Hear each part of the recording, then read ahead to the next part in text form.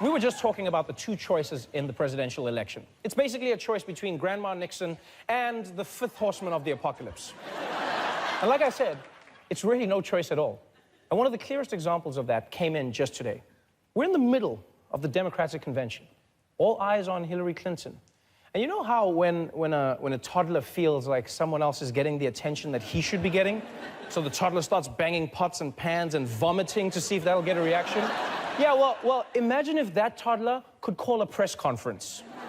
Yes. Once again, Donald Trump grabbed the spotlight. And this time, not for tanning purposes. No, he used it to address concerns that the Russian government may have orchestrated the DNC leaks. So all we really wanted to hear from Trump was that he's not working with Russia to subvert the American election. I will tell you this. Russia, if you're listening, I hope you're able to find the 30,000 emails that are missing. I think you will probably be rewarded mightily by our press. Let's see if that happens. That'll be next. Are you me? Did this guy, a man running for president, just ask Russia to hack America? You know, for a person who's claiming bring jobs back to America, he sure started outsourcing them real quick.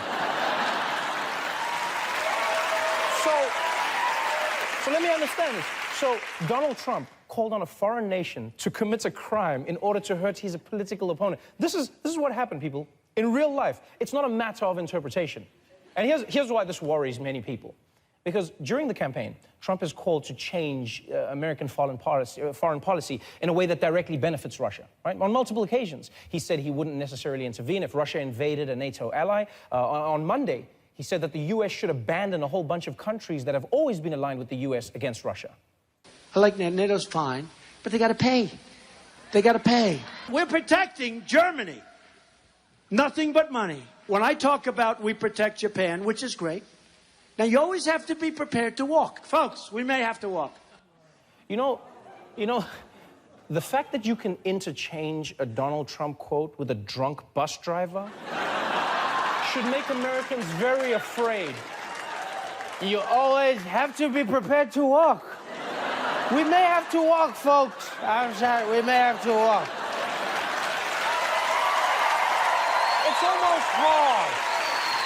It's almost hard to believe he's saying this stuff out loud. It's like, have you ever seen that movie, The Manchurian Candidate? Yeah? It's about a Russian mole who's brainwashed to run for president. Trump is like if the Manchurian Candidate ran as the Manchurian Candidates. So because of all of this, reporters are, if you can believe this, actually starting to ask questions of Trump and his Russian-linked campaign manager, Paul Manafort. Like, for instance, whether Donald Trump has any financial ties to the Russian government. Trump tweeted yesterday that he has zero investments in Russia. But does Russia have investments in Trump? Would Mr. Trump be willing to release his taxes to provide transparency on this issue? Mr. Trump has said that his taxes are under audit and he will not be releasing them. It has nothing to do with Russia. So to be clear, Mr. Trump has no financial relationships with any Russian oligarchs. That's what he said.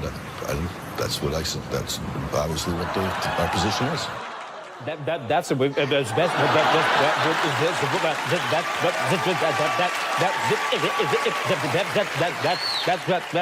Remix.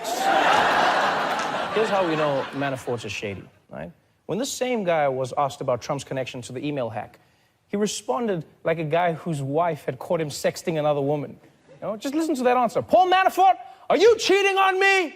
We have no relationship. This is an absurd attempt by the Clinton campaign. It's absurd, and there's no basis to it. The allegations are absurd. Interesting way to put it.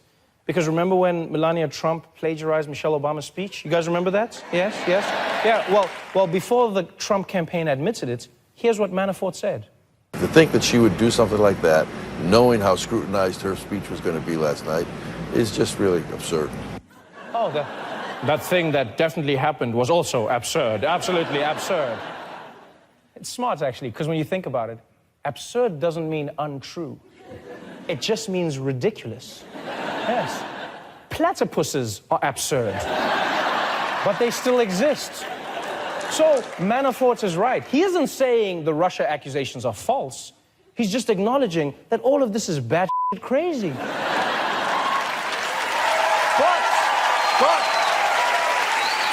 since the allegations are so absurd, Trump felt the need to take the podium and reiterate how absurd they are.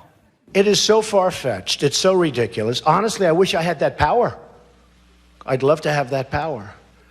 But Russia has no respect for our country. And that's why, if it is Russia, nobody even knows it's probably China. I'm sorry, what? It's probably China? America's about to elect a president who treats foreign affairs like a game of Clue? It's probably China with the computer in the library? What do you mean it's probably China? Up to this point, nobody else had mentioned China. No one had mentioned China in connection with the email hacks. Nobody. Most people in a position to know said it's Russia. But after about 30 minutes, Donald Trump then said this. We don't even know who it is. I heard this morning, one report said they don't think it's Russia. They think it might be China. I'm sorry, you heard this morning? You were the one who said it! How do you say that? Oh, I heard this morning. I heard this morning when I said it myself. You can't do that, Trump. You can't do that. You can't cite yourself as a source. And you know how I know that? Because someone said it earlier in this show. Me, I said that. You can't cite yourself. It's like editing your own Wikipedia page. What the hell is wrong with you?